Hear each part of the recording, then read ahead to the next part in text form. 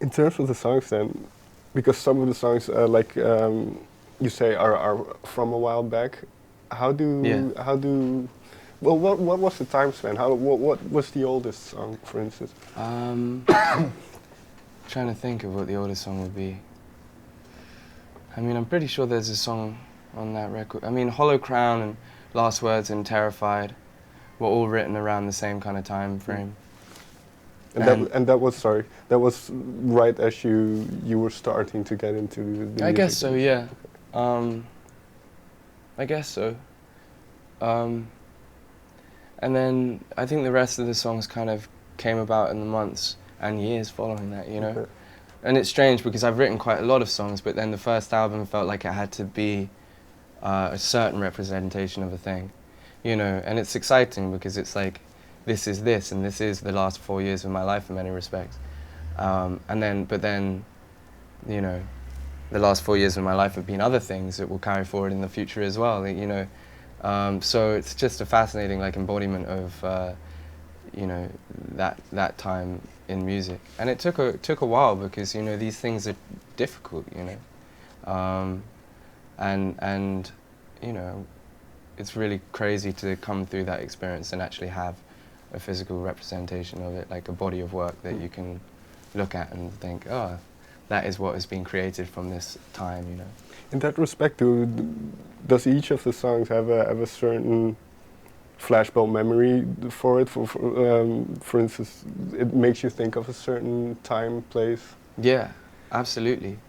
And it's strange because it is like a, you know, a picture book or whatever of memories, you know, and like really vivid ones, you know, because also the songs go through such like a period of transformation to get to where they are on the record with the production and all of what that may be. And especially songs like Last Words and Terrified, where they had been released as demos and they'd had their reception in that form. And then, so doing them, those songs existed with me and the world when we were making them for the record. So it's such a mad process, and you really like become very close to the songs at that point. And yeah, so there are a lot of memories in all the songs on the record. Because well, if we take Last Words or Terrified could be as well, because what I wrote down from Last Words, be careful what you wish for, which is kind of the same sentiment Yeah. as on Terrified. But do you still have that same emotional connection to that song, or has it changed Well, now for you? exactly. It's like changed massively, you know. And I can't even describe like the evolution of that song in its relation to me because, you know, for a time I was really terrified, pardon the pun, of that song because it had done so much for my life, and I didn't think that I could ever make it live up to not only performing it live but on record or anything, the expectation or the weight of what it had done to change my life. And then I kind of lived with it as a song in the making of it for the record, and that changed it as well because I was like, look, this, you know, I'm like living in the song and understanding it as almost like a separate being to me, like another human or something, and forgetting that it's my like song that I wrote, and why I might have even written it, but kind of just evaluating it and appreciating it as its own being. And that's like a trippy thing, like proper trippy, dude. Like I was, you know, the amount of days I spent in the studio fully tripped out, like not like no top from tail, like, and but it's cool, you know. It's cool to go to that place with a piece of music, you know. Sure. It's I'd never done it, but because my relation to writing songs was always just like, you know, write the song, record the song, bish bash bosh, done in like 2.5 hours at most, you know, and then you have this thing, and you're kind of proud of it, and it's nice, or it didn't work, but whatever, it's done, it's there, and so like really living with a thing is a whole, you know, different game. So yeah, it's interesting. And those are the older songs. Then, if you and you mentioned that you had a bunch of songs, but you chose to write newer ones to end up on the album. So were you looking for something in particular? Oh no, I mean the thing was, it wasn't even the newer ones necessarily. Okay. In some cases that made it onto the record. It was more the newer ones in a way. weren't necessarily emblematic of the same story that was trying to be told through the record, and felt like they belonged to like a different narrative in a way. And that's kind of cool because it kind of cemented what it was about the record that made it what it was as a record, and made that narrative and story more concrete and visible to me. But then, and it means that, you know, there's music, you know, which is good for the future. You know, it's always good to have music for the future. Sure. But yeah, it's you know, it's been a while, and that's all I do is write songs. So there's always going to be songs, you know. But yeah. You mentioned the narrative, and something that comes back is relationships, breakups. This might be a little bit too grandiose a question, but how do you see the narrative of the album? It is a grandiose question, because I mean, to paint a narrative on the record is to kind of like, you know, it was kind of like, you know, trying to put a name on it, and I spent months trying to find it, years probably even. I remember writing album titles when I was in Latin in like GCSE, you know, and it was crazy to think that, you know, I've got my debut record and I still can't get an album title for it. And I realized, you know, underneath everything, it was always in my head that I thought it was just going to be called Isaac Gracie, or it was going to be eponymous.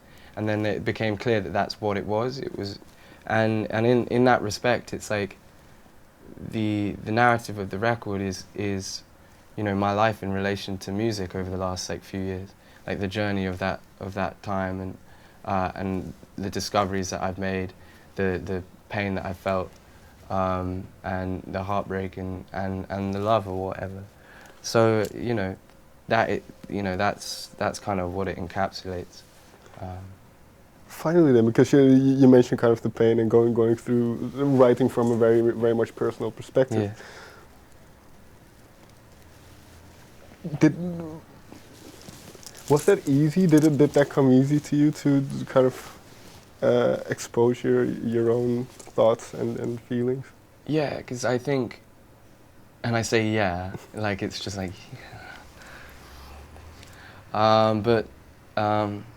because when I started writing songs, I like had no like commerce for the idea of a song existing outside of this really tiny place, and therefore it was like, you know, crying in an empty room kind of thing, in that sense, and so once you've overcome that initial point of making that connection of your pain to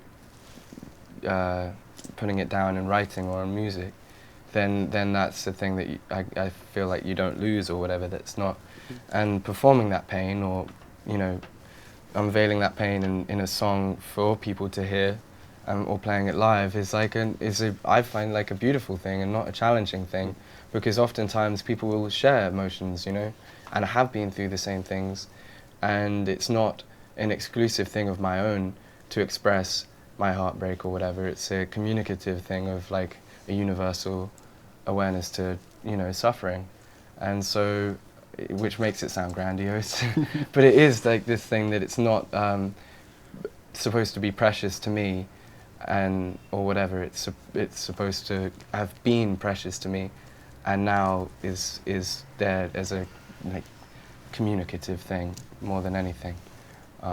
Very last question then, what is one of the best things you've heard from a fan or somebody who's listened to your music? Or maybe something that just sticks out to you? Well, it's a challenge, because the true stuff is like the really heartbreaking stories that I, you know, couldn't share. Like I can't even share with myself, you know, that when you read them or like really live with you. And that's, you know, a responsibility or a feeling, you know, that is really, like, I never had it before. I've never been someone's, you know, backstop, you know. So to think that the music is in any way anyone else's backstop when they're going through difficult things is a really beautiful and precious thing, I guess. But yeah. All right, Isaac, thank you very much for your time. Good stuff, thank you. Thank you.